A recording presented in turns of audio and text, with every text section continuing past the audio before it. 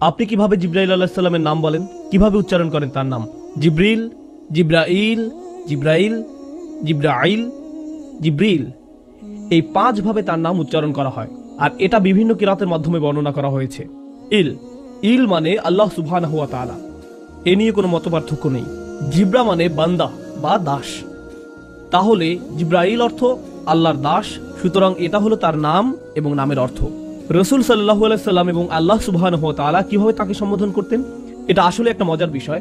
যখন আমি এই বিষয়ে গবেষণা করা শুরু করলাম, প্রথম দিন এটা দেখে খুব অবাক হলাম যে আমি বুখারী শরীফ থেকে জিব্রাইল আলাইহিস সালাম সম্পর্কে বর্ণিত সকল হাদিস সংগ্রহ করলাম। প্রথমে যে হাদিস জিব্রাইল আলাইহিস সালামের নাম উল্লেখ করা আছে, রাসূল সাল্লাল্লাহু আলাইহি সাল্লাম বলেন জিব্রিল সাল্লাল্লাহু আলাইহি সাল্লাম।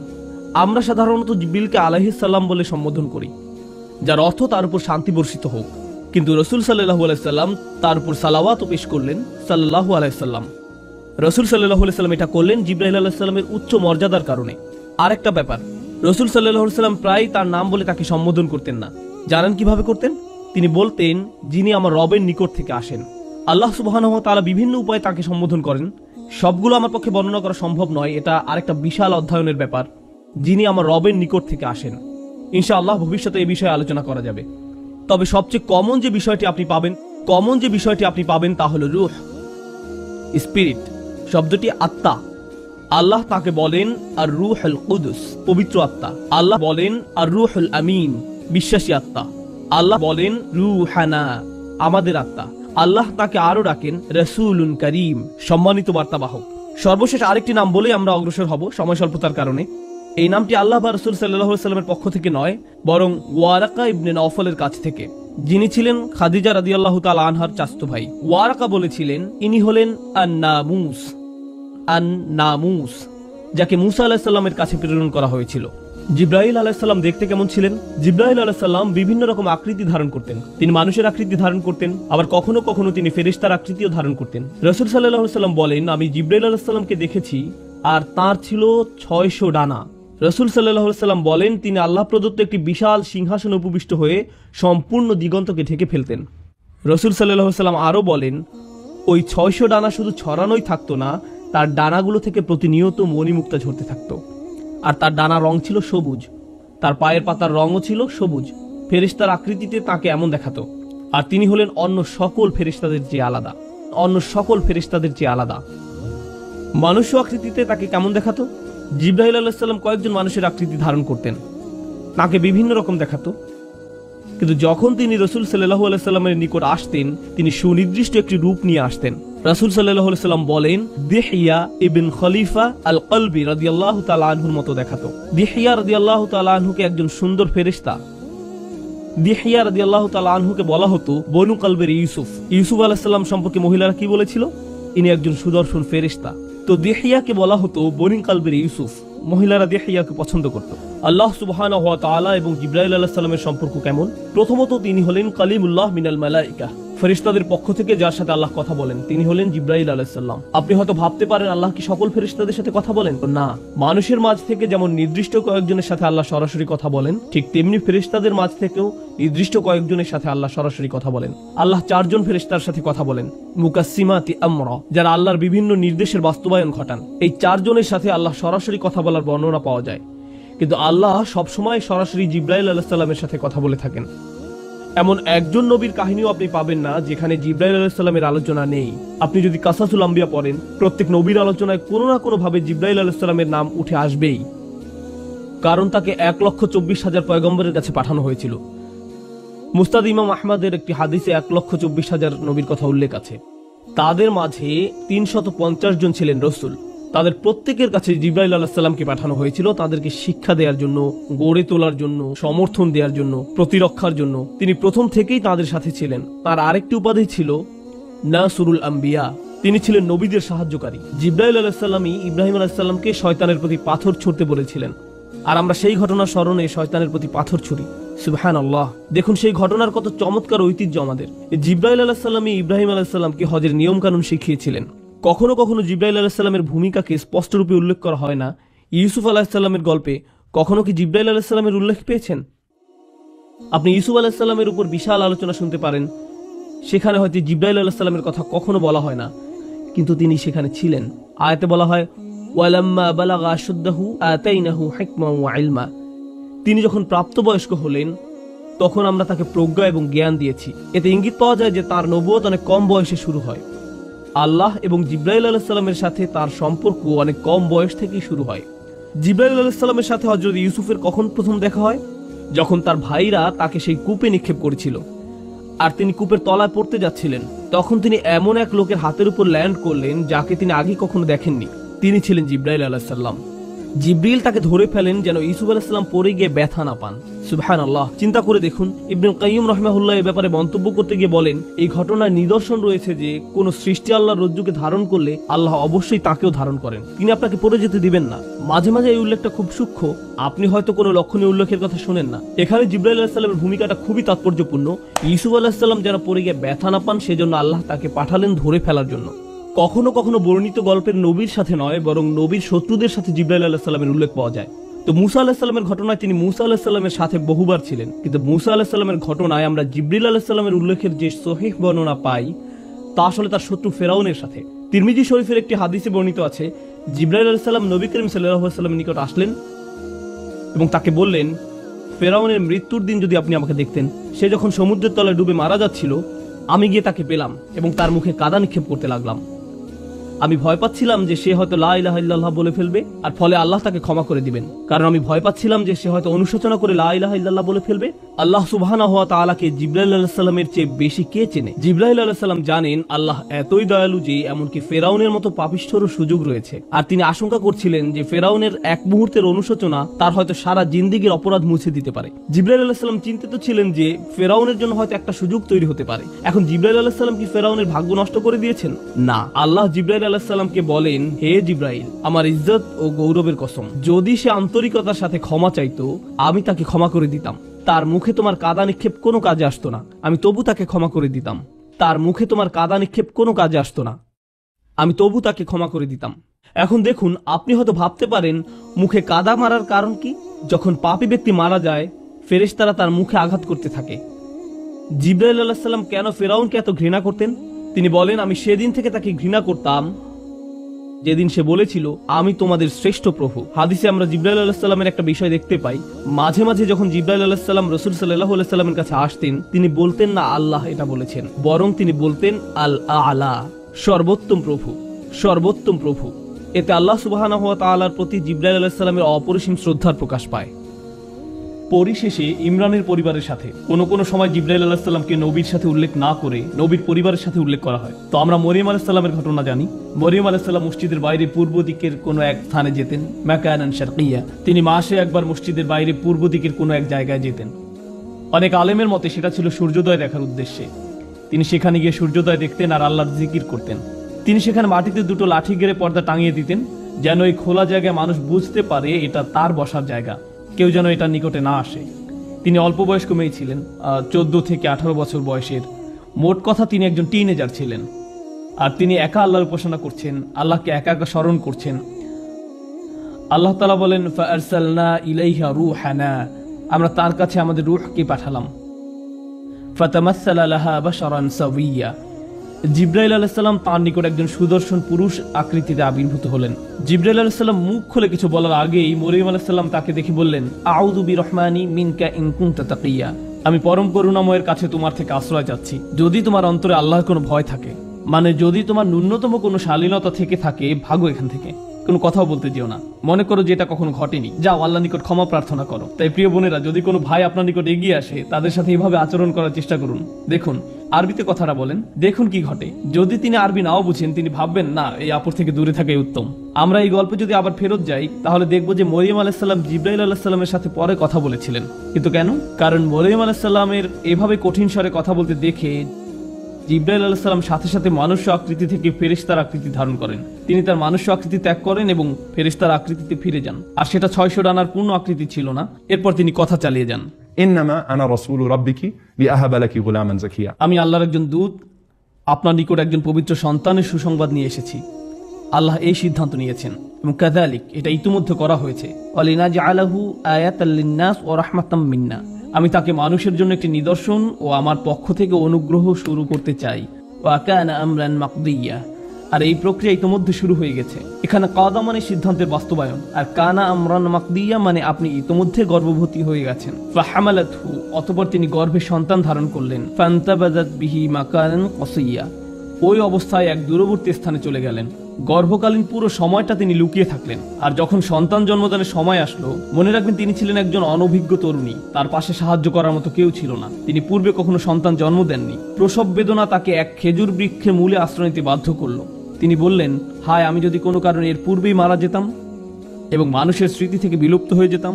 যেহেতু মরিয়ম আলাইহিস সালামের গর্ভধারণ বা সন্তান জন্মদানের কোনো অভিজ্ঞতা ছিল না, আর গর্ভধারণ এবং সন্তান জন্মদান একজন মেয়ের প্রায় মৃত্যুর কাছাকাছি নিয়ে যায়, মহিলারা যারা শুনছেন তারা হয়তো ভাবছেন, হ্যাঁ আমরা জানি। যেহেতু গর্ভধারণ এবং সন্তান জন্মদান একজন মেয়েকে প্রায় মৃত্যুর কাছাকাছি নিয়ে যায়, মনে করছিলেন তিনি মারা যাচ্ছেন। ফানাদাহা মিন তাহতিহা আল্লা তাহজানি, জিবরাইল আলাইহিস সালাম এই সময়টাতে তাকে সান্ত্বনা দিতে লাগলেন।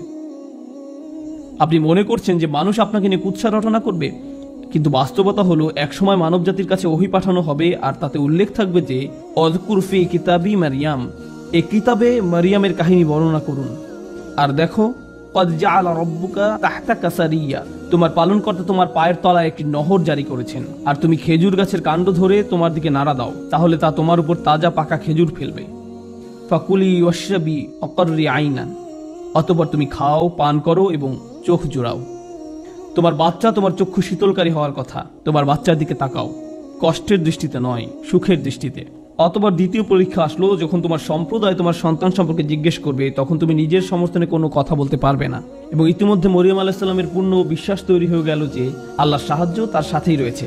তাই মরিয়ম আলাইহিস সালাম যখন তার সম্প্রদায়ের সম্মুখীন হলেন, তিনি জানতেন না যে আল্লাহ কিভাবে তাকে রক্ষা করবেন, কিন্তু যেহেতু তাকে সঠিক উপায়ে প্রশিক্ষিত করা হয়েছে, আল্লাহর উপর তার নির্ভরতা চূড়ান্ত রূপে আবির্ভূত হলো। তিনি ভাবলেন কিছু একটা ঘটতে যাচ্ছে, আর ঠিকই আল্লাহ সুবহানাহু ওয়া তাআলা তাকে পুরস্কৃত করলেন।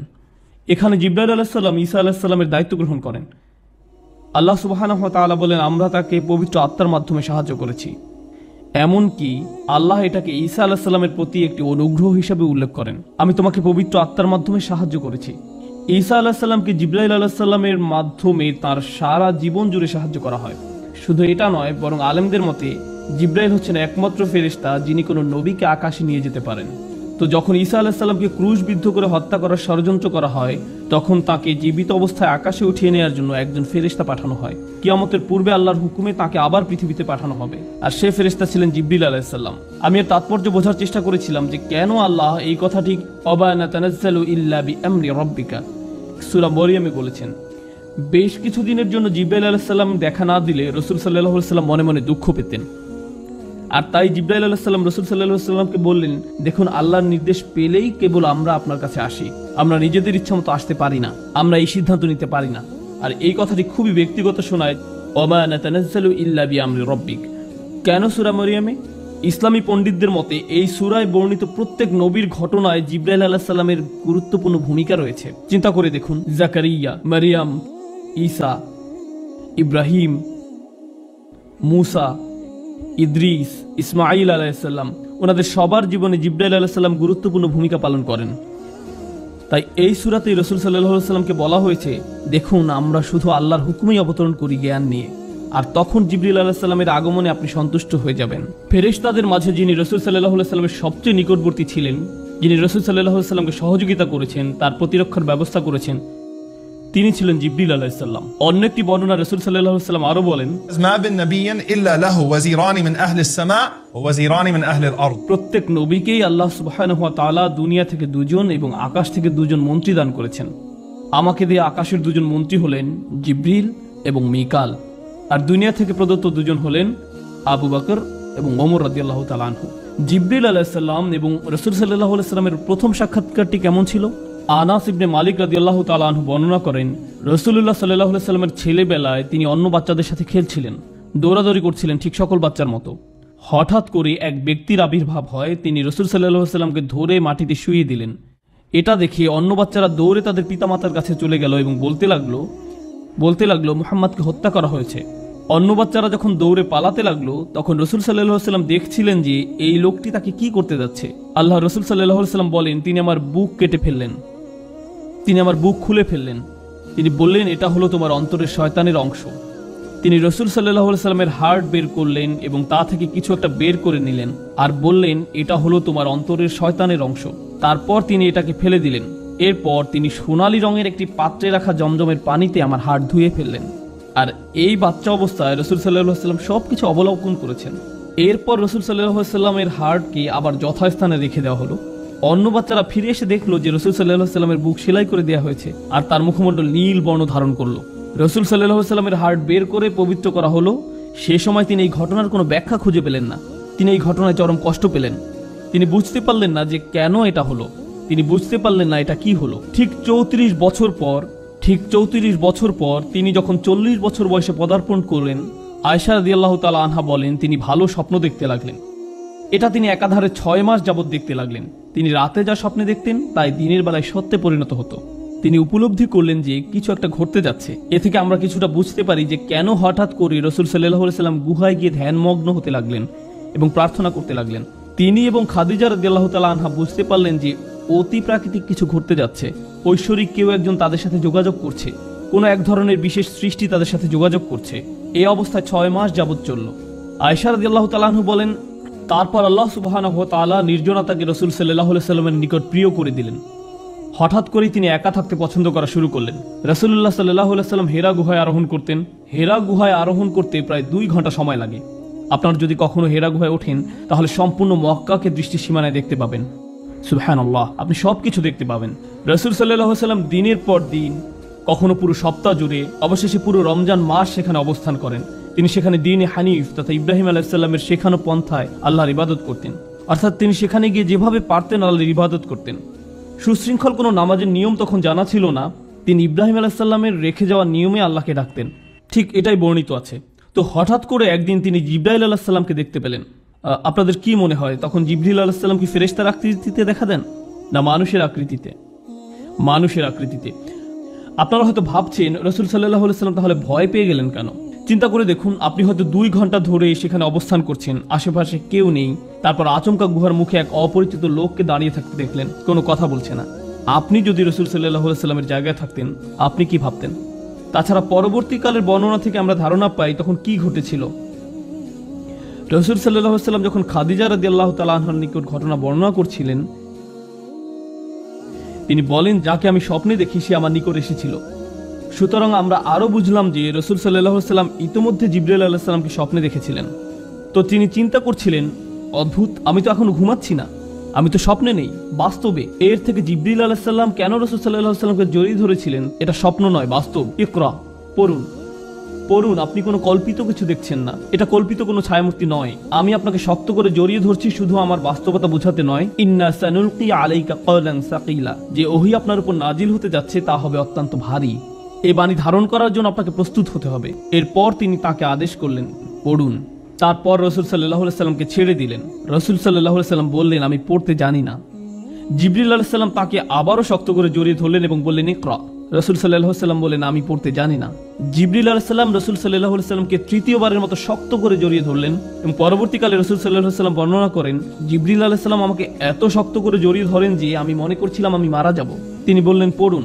রাসূল সাল্লাল্লাহু আলাইহি সাল্লাম বললেন, কি পড়ব? ঠিক তখন জিবরিল আলাইহিস সালাম বললেন, ইকরা বিইসমি রাব্বিকাল্লাযী খলাক, পাঠ করুন আপনার পালনকর্তার নামে যিনি সৃষ্টি করেছেন। খলাকাল ইনসানা মিন আলাক, যিনি মানুষকে সৃষ্টি করেছেন আলাক থেকে। ইকরা ওয়া রাব্বুকাল আকরাম, পাঠ করুন আপনার পালনকর্তা মহা দয়ালু, যিনি কলমের সাহায্যে শিক্ষা দিয়েছেন মানুষকে যা সে জানতো না। রাসূল সাল্লাল্লাহু আলাইহি সাল্লাম যখন ওহী গ্রহণ করছিলেন, জিবরিল আলাইহিস সালাম তাকে আর জড়িয়ে ধরলেন না, আবার চলেও গেলেন না। রাসূল সাল্লাল্লাহু আলাইহি সাল্লাম গুহা ত্যাগ করে তাড়াতাড়ি নেমে গেলেন। খাদিজা রাদিয়াল্লাহু তাআলা আনহা বললেন, কি হয়েছে? এখন দেখুন, রাসূল সাল্লাল্লাহু আলাইহি সাল্লাম যখন তাকে বললেন কি ঘটেছে, খাদিজা রাদিয়াল্লাহু তাআলা আনহা সহজেই তাকে বলতে পারতেন, আপনি ওই গুহায় যাওয়া বন্ধ করে দিন, আপনার মনে হয় বাসায় থাকা উচিত, আপনার ওই ঘরের কোনায় ধ্যান করতে পারেন, কেউ আপনাকে ডিস্টার্ব করবে না, ইনশাআল্লাহ এরকম কিছু আর ঘটবে না। তিনি এসবের কিছুই বললেন না। দেখুন কেমন চমৎকার ছিলেন তিনি, সুবহানাল্লাহ। রাসূল সাল্লাল্লাহু আলাইহি সাল্লাম নিজে নিজের উপর বিশ্বাস করার আগে খাদিজা তার উপর বিশ্বাস করেন। সত্যি তিনি রাসূল সাল্লাল্লাহু আলাইহি সাল্লামকে বলেন, আল্লাহ কখনোই আপনাকে অপমানিত করবেন না। তিনি রাসূল সাল্লাল্লাহু আলাইহি সাল্লামের গত 15 বছরের জীবনী বর্ণনা করতে লাগলেন। আপনি এমন মানুষ যিনি আত্মীয়তার বন্ধন রক্ষা করেন, আপনি এতিমদের যত্ন নেন, আপনি আপনার প্রতিবেশী এবং মেহমানদের প্রতি উদার, আপনি কোনো সমস্যায় পড়লে তার দায়িত্ব কাঁধে তুলে নেন, আল্লাহ কখনোই আপনাকে অপমানিত করবেন না। খাদিজা রাদিয়াল্লাহু তাআলা আনহা বলেন, চলেন ওয়ারাকার কাছে যাই। তো তাঁরা তার নিকট গেলেন। রাসূল সাল্লাল্লাহু আলাইহি সাল্লাম যা দেখলেন তা ওয়ারাকার নিকট বর্ণনা করলেন। ওয়ারাকা সাথে সাথে বলে উঠলেন, ইনি নামুস, আপনি সেই রাসূল যার জন্য সবাই অপেক্ষা করছে।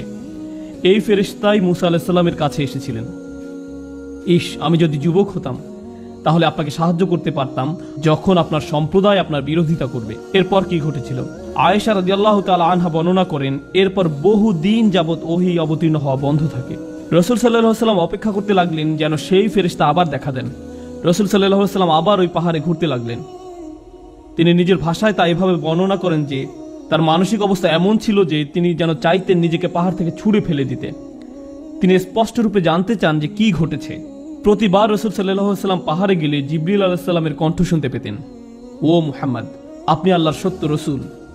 এতে রাসূল সাল্লাল্লাহু আলাইহি সাল্লাম কিছুটা সান্ত্বনা পেতেন এবং ঘরে ফিরে আসতেন। এরপর পরবর্তীতে তিনি শুধু যে ও মুহাম্মদ আপনি আল্লাহর সত্য রসূল এ কথা বলতেন তা নয়, তিনি আরো বলতেন আমি জিবরিল। তো তিনি রাসূল সাল্লাল্লাহু আলাইহি সাল্লামের নিকট বিষয়টা পরিষ্কার করলেন যে তিনি জিবরিল আলাইহিস সালাম, কিন্তু তবুও কোনো কোরআন বা ওহী অবতীর্ণ হয়নি। অবশেষে অন্য একদিন রাসূল সাল্লাল্লাহু আলাইহি সাল্লাম হাঁটছিলেন, আর এবার ইয়া মুহাম্মদ ইন্নাকা রাসূলুল্লাহি হাক্কা, ও মুহাম্মদ আপনি আল্লাহর সত্য রসূল। বুখারী শরীফে জাবির রাদিয়াল্লাহু তাআলা আনহু থেকে বর্ণিত আছে, রাসূল সাল্লাল্লাহু আলাইহি সাল্লাম হাঁটছিলেন, তারপর হঠাৎ উপরের দিকে তাকিয়ে দেখলেন জিবরিল আলাইহিস সালাম তার পরিপূর্ণ ফেরেশতা আকৃতি ধারণ করে সম্পূর্ণ আকাশ ঢেকে আছেন, সম্পূর্ণ দিগন্ত ঢেকে আছেন। আল্লাহ জিবরিল আলাইহিস সালাম সম্পর্কে বলেন, যু মিররাতিন ফাস্তাওয়া, প্রজ্ঞার অধিকারী, সে নিজ আকৃতিতে স্থির হয়েছিল। জিবরিল আলাইহিস সালাম পুরো আকাশ জুড়ে আবির্ভূত হলেন। রাসূল সাল্লাল্লাহু আলাইহি সাল্লাম জিবরিল আলাইহিস সালামকে তার সকল ডানা সমেত পরিপূর্ণ আকৃতিতে দেখতে লাগলেন। সুম্মা দানা ফাতাদাল্লা, তিনি রাসূল সাল্লাল্লাহু আলাইহি সাল্লামের নিকটবর্তী হতে লাগলেন। তিনি রাসূল সাল্লাল্লাহু আলাইহি সাল্লামের কাছাকাছি আসলেন। রাসূল সাল্লাল্লাহু আলাইহি সাল্লাম মাটিতে পড়ে গেলেন। তিনি নিজেই বলছেন যে আমার অতি নিকটবর্তী হতে আমি এত ভয় পেয়েছিলাম যে আমি মাটিতে পড়ে গেলাম। রাসূল সাল্লাল্লাহু আলাইহি সাল্লাম দ্রুত বাড়িতে ফিরে গেলেন আর খাদিজা রাদিয়াল্লাহু তাআলা আনহাকে বলতে লাগলেন, আমাকে ঢেকে দাও, আমাকে ঢেকে দাও, আমাকে ঢেকে দাও। আর ঠিক তখন পরবর্তী ওহী অবতীর্ণ হয়, ইয়া আইয়ুহাল মুদ্দাসসির কুম ফাআনদির ওয়া রাব্বাকা ফাকাব্বির ওয়া সিয়াবাকা ফাতাহহির, হে চাদর আবৃতকারী উঠুন, সতর্ক করুন। সুবহানাল্লাহ। চিন্তা করে দেখুন, প্রথম ওহী অবতীর্ণ হওয়ার সময় তিনি হিরা গুহায় ছিলেন, আর দ্বিতীয়বার তিনি যখন খাদিজা রাদিয়াল্লাহু তাআলা আনহার কাছে ছিলেন তখন ওহী অবতীর্ণ হয়, হে চাদর আবৃতকারী উঠুন, সতর্ক করুন, আপনার পালনকর্তার মহত্ব ঘোষণা করুন, আপন পোশাক পবিত্র করুন, মূর্তি পরিত্যাগ করুন। এই হলো প্রথম দিকের ওহী অবতীর্ণ হওয়ার ঘটনা। আয়েশা রাদিয়াল্লাহু তাআলা আনহা বলেন, এরপর থেকে একটির পর একটি ওহী অবতীর্ণ হতে লাগলো। অর্থাৎ দীর্ঘ বিরতির পর আসে সূরা মুদ্দাসসির, সূরা মুজাম্মিল, সূরা দুহা এবং আরো অনেক সূরা ক্রমাগত রাসূল সাল্লাল্লাহু আলাইহি সাল্লামের নিকট অবতীর্ণ হতে থাকে। এভাবেই শুরু। রাসূল সাল্লাল্লাহু আলাইহি সাল্লাম বুঝতে পারলেন কি ঘটছে। তিনি বুঝতে পারলেন যে তিনি আল্লাহর রাসূল। রাসূল সাল্লাল্লাহু আলাইহি সাল্লাম এখন আর জিবরিল আলাইহিস সালামের উপস্থিতি থেকে ভয় পান না। বিষয়টা তার কাছে পরিষ্কার হয়ে গেল। জিবরিল আলাইহিস সালাম এবং রাসূল সাল্লাল্লাহু আলাইহি সাল্লামের মাঝে ব্যক্তিগত কথোপকথন। জিবরিল আলাইহিস সালাম রাসূল সাল্লাল্লাহু আলাইহি সাল্লামের ঘরে বহুবার এসেছিলেন। কোনো সাহাবী তাকে দেখতে পেতেন, আবার কেউ দেখতে পেতেন না। একদিন আব্বাস রাদিয়াল্লাহু তাআলা আনহু তার সন্তান আব্দুল্লাহ রাদিয়াল্লাহু তাআলা আনহুকে নিয়ে রাসূল সাল্লাল্লাহু আলাইহি সাল্লামের সাথে সাক্ষাৎ করতে আসলেন। আব্বাস রাদিয়াল্লাহু তাআলা আনহু রাসূল সাল্লাল্লাহু আলাইহি সাল্লামকে সম্বোধন করে কথা বলছিলেন, কিন্তু তিনি সাড়া দিচ্ছিলেন না। রাসূল সাল্লাল্লাহু আলাইহি সাল্লাম কোনো কথা না বলাতে আব্বাস রাদিয়াল্লাহু তাআলা আনহু চলে যান। চলার পথে আব্বাস রাদিয়াল্লাহু তাআলা আনহু আব্দুল্লাহ রাদিয়াল্লাহু তাআলা আনহুকে বলেন, তোমার চাচতো ভাই কেন আমার সাথে কথা বলল না? আব্দুল্লাহ রাদিয়াল্লাহু তাআলা আনহু বললেন, আপনি কি দেখেননি যে রাসূল সাল্লাল্লাহু আলাইহি সাল্লাম তার সামনে বসা এক লোকের সাথে কথা বলছিলেন? আব্বাস রাদিয়াল্লাহু তাআলা আনহু বললেন, কোন মানুষের সাথে? আব্বাস রাদিয়াল্লাহু তাআলা আনহু আবার রাসূল সাল্লাল্লাহু আলাইহি সাল্লামের কাছে ফিরে আসলেন এবং জিজ্ঞেস করলেন, তখন কেউ কি আপনার সাথে কথা বলছিল? রাসূল সাল্লাল্লাহু আলাইহি সাল্লাম বললেন, আপনি কেন এটা জিজ্ঞেস করছেন? আব্বাস রাদিয়াল্লাহু তাআলা আনহু বললেন, কারণ আব্দুল্লাহ তাকে দেখতে পেয়েছিল। রাসূল সাল্লাল্লাহু আলাইহি সাল্লাম বললেন, রাআ, সে দেখেছে? আব্বাস রাদিয়াল্লাহু তাআলা আনহু বললেন, জি দেখেছে। তারপর রাসূল সাল্লাল্লাহু আলাইহি সাল্লাম আব্দুল্লাহ রাদিয়াল্লাহু তাআলা আনহুর জন্য দোয়া করলেন যেন আল্লাহ তার জ্ঞান বাড়িয়ে দেন। তো রাসূল সাল্লাল্লাহু আলাইহি সাল্লামের সাথে জিবরিলের ব্যক্তিগত কথোপকথনটা কেমন ছিল? রাসূল সাল্লাল্লাহু আলাইহি সাল্লাম জিবরিল আলাইহিস সালামকে বললেন, আল্লাহ বলেছেন যে আমি আপনাকে সকল জগৎবাসীর জন্য রহমত স্বরূপ প্রেরণ করেছি। তিনি জিজ্ঞেস করলেন, আমার রহমতের কোনো অংশ কি আপনার পর্যন্ত পৌঁছেছে? জবাবে জিবরিল আলাইহিস সালাম বললেন, يا محمد والله إنك أحب الأنبياء إلي আল্লাহর শপথ, ও মুহাম্মদ, আপনি আমার সবচেয়ে প্রিয় নবী। মানে আমাকে আজ পর্যন্ত এমন কারো কাছে পাঠানো হয়নি যাকে আমি আপনার থেকে বেশি ভালোবাসি। তিনি আরো বললেন, আপনার মাধ্যমে আমি নিরাপত্তা লাভ করেছি। আমি আমার ভাগ্য নিয়ে চিন্তায় থাকতাম যতক্ষণ না আপনার নিকট এই আয়াত অবতীর্ণ হলো, কুওয়াতিন ইনদাদিল আরশি মাকিম, যে শক্তিশালী আরশের মালিকের নিকট মর্যাদা সম্পন্ন প্রতিষ্ঠিত। মাদানী জীবনের অনেক ব্যক্তিগত আলোচনা জিবরিল আলাইহিস সালাম বারবার রাসূল সাল্লাল্লাহু আলাইহি সাল্লামকে আশ্বস্ত করেছেন। কেন? কারণ দেখুন, রাসূল সাল্লাল্লাহু আলাইহি সাল্লাম জানলেন যে তিনি এবং বিশ্বাসীরা নিরাপদ। কিন্তু রাসূল সাল্লাল্লাহু আলাইহি সাল্লাম এখন কাকে নিয়ে উদ্বিগ্ন? আমাদেরকে নিয়ে, যারা পরবর্তীতে আসবে। তাই তিনি উম্মতি উম্মতি উম্মতি বলে কাঁদতেন। তাই আল্লাহ জিবরিল আলাইহিস সালামকে পাঠালেন। জিবরিল আলাইহিস সালাম বললেন, ইয়া মুহাম্মদ, আমরা আপনার উম্মতের বিষয়ে আপনাকে সন্তুষ্ট করে দিব। আমরা আপনাকে হতাশ করব না, আপনার উম্মত ঠিক থাকবে। তিনি মদিনায় রাসূল সাল্লাল্লাহু আলাইহি সাল্লামকে বারবার নিশ্চয়তা দিতেন, কারণ রাসূল সাল্লাল্লাহু আলাইহি সাল্লাম পরবর্তীতে আসা উম্মত নিয়ে উদ্বিগ্ন থাকতেন। সাহাবীরা নিরাপদ, কিন্তু যারা পরবর্তীতে আসবে তাদের কি হবে? আরেকবার ওমর রাদিয়াল্লাহু তাআলা আনহু বলেন, আর এটা বুখারীতে বর্ণিত আছে, আমি একবার মদিনাতে রাসূল সাল্লাল্লাহু আলাইহি সাল্লামের সাথে হাঁটছিলাম। হাঁটতে হাঁটতে আমরা মদিনার হাররা নামক স্থানে উপস্থিত হলাম। তিনি আমাকে এখানে বসতে বললেন। হঠাৎ তিনি হাঁটতে লাগলেন, আর তখন স্পষ্টত তিনি জিবরিল আলাইহিস সালামের সাথে কথা বলছিলেন। তারা কিছুক্ষণের জন্য হাঁটলেন, আর আমি বসে থাকলাম। আর এই হাঁটা অবস্থায় রাসূল সাল্লাল্লাহু আলাইহি সাল্লাম বলছেন, ওয়া ইনজানা ওয়া সারাক ওয়া ইনজারা ওয়া সারাক ওয়া ইনজানা ওয়া সারাক, এমন কি যদি সে জিনা করে বা চুরি করে, যদি সে জিনা করে বা চুরি করে। আর ওমর রাদিয়াল্লাহু তাআলা আনহু উত্তর শুনতে পাচ্ছিলেন না। ইয়া রাসূলুল্লাহ, এটা কি ছিল? রাসূল সাল্লাল্লাহু আলাইহি সাল্লাম বললেন, তিনি ছিলেন জিবরিল আলাইহিস সালাম। তিনি এসেছিলেন আমাকে সুসংবাদ দিতে যে এই উম্মতের প্রত্যেক ব্যক্তি অবশেষে জান্নাতে প্রবেশ করবে। তাই রাসূল সাল্লাল্লাহু আলাইহি সাল্লাম বললেন, এমন কি যদি সে জিনা বা চুরি করে? হ্যাঁ, এমন কি যদি সে জিনা বা চুরি করে, অবশেষে সে জান্নাতে প্রবেশ করবে। তো তিনি এভাবে রাসূল সাল্লাল্লাহু আলাইহি সাল্লামকে সান্ত্বনা দিলেন। রাসূল সাল্লাল্লাহু আলাইহি সাল্লাম যখন শারীরিকভাবে অসুস্থ হয়ে পড়েন, তখন জিবরিল আলাইহিস সালাম কিভাবে সান্ত্বনা দিতেন? রাসূল সাল্লাল্লাহু আলাইহি সাল্লাম যখন অসুস্থ হয়ে পড়েন, তিনি বলেন, জিবরিল আমার কাছে আসলেন এবং বললেন, ও মুহাম্মদ, আপনি কি অসুস্থ? আমি বললাম, হ্যাঁ। তখন জিবরিল তাঁর হাত দিয়ে আমার মুখমণ্ডল এবং বক্ষ মুছে দিলেন এবং বললেন, বিসমিল্লাহি আরকিকা মিন কুল্লি শাইইন আউযিকা, আল্লাহর নামে আমি আপনার জন্য আরোগ্য প্রার্থনা করছি সবকিছু থেকে যা আপনার ক্ষতি করছে। মিন শাররি কুল্লি নাফসিন আও আইনিন আও হাসিদ, সকল খারাপ জিনিস থেকে অথবা বদ নজর থেকে বা হিংসা থেকে আল্লাহ আপনাকে আরোগ্য দান করুন। আল্লাহর নামে আমি আপনার জন্য আরোগ্য প্রার্থনা করছি। কিন্তু তখন ব্যাপারটা কেমন ছিল যখন জিবরিল আলাইহিস সালাম রাসূল সাল্লাল্লাহু আলাইহি সাল্লামকে জীবন সম্পর্কে কোনো উপদেশ দিতেন?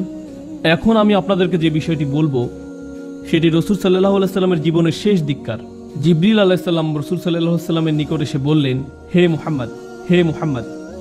আচ্ছা, আল্লাহ কি কোরআনে কখনো এভাবে বলেছেন হে মুহাম্মদ?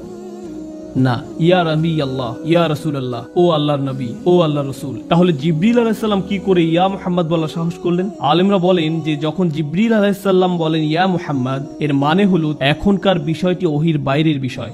যখন আমি আপনাকে ইয়া মুহাম্মদ বলি, তার মানে বিষয়টি আপনি মুহাম্মদ আর আমার মধ্যকার। সুতরাং এটা হলো কেবল এমন একক সময় যখন জিবরাইল ইয়া রাসূলুল্লাহ বলে সম্বোধন করলেন না। সুতরাং তিনি বললেন, হে মুহাম্মদ, 5টি উপদেশ দিচ্ছি আপনাকে। عش ما شئت فإنك ميت আপনি যেভাবে খুশি জীবনযাপন করুন, কিন্তু এই কথা মনে রাখবেন যে আপনি একদিন মৃত্যুবরণ করবেন।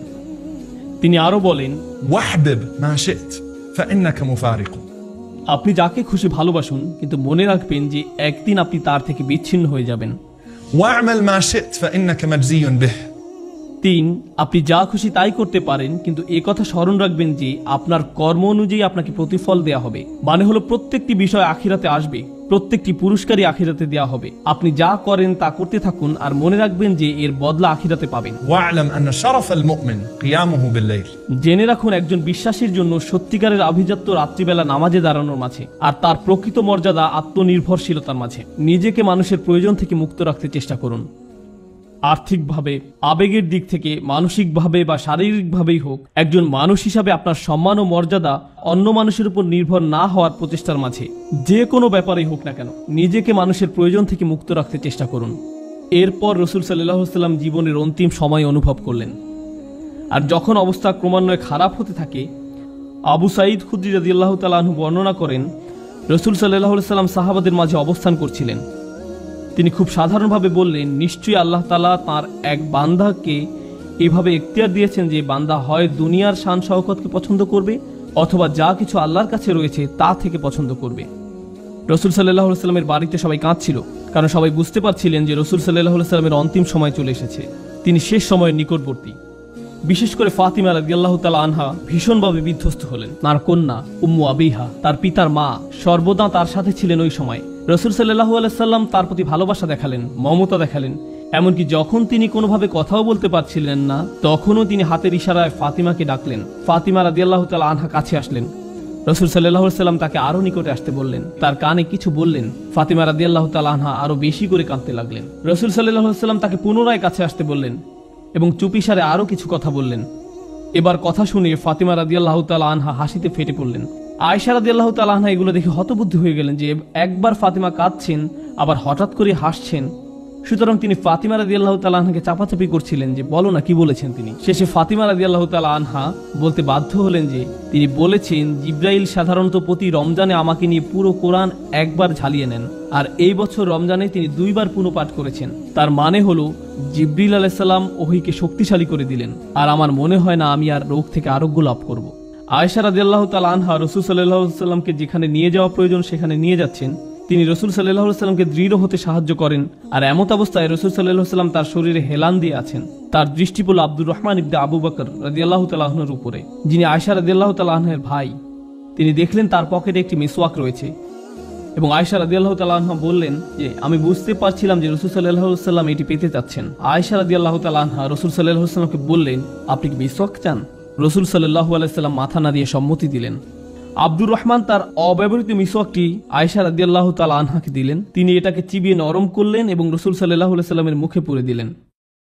অর্থ হলো রাসূল সাল্লাল্লাহু আলাইহি ওয়াসাল্লাম প্রত্যেক ওয়াক্ত সালাতের পূর্বে মিসওয়াক করতেন, কারণ তিনি চাইতেন যে আল্লাহর সাথে সাক্ষাৎকালে যেন তার শ্বাস প্রশ্বাস বিশুদ্ধ থাকে, প্রতিদিনই 5 বার। তিনি বললেন তিনি এটিকে ফরজ করতে পারতেন যদি উম্মতের জন্য কষ্টকর না হতো। তিনি আল্লাহর সাথে সাক্ষাতের পূর্বে প্রতিবারই মিসওয়াক করতেন। আয়েশা রাদিয়াল্লাহু তাআলা আনহা বলেন, যখন তিনি মিসওয়াক করা সমাপ্ত করলেন, دخل علينا جبريل তখনই জিবরিল আলাইহিস সালাম আমাদের মাঝে প্রবেশ করলেন। আয়েশা রাদিয়াল্লাহু তাআলা আনহা রাসূল সাল্লাল্লাহু আলাইহি সাল্লামের দিকে তাকালেন আর দেখতে পেলেন তার চেহারা আলোয় উদ্ভাসিত হলো।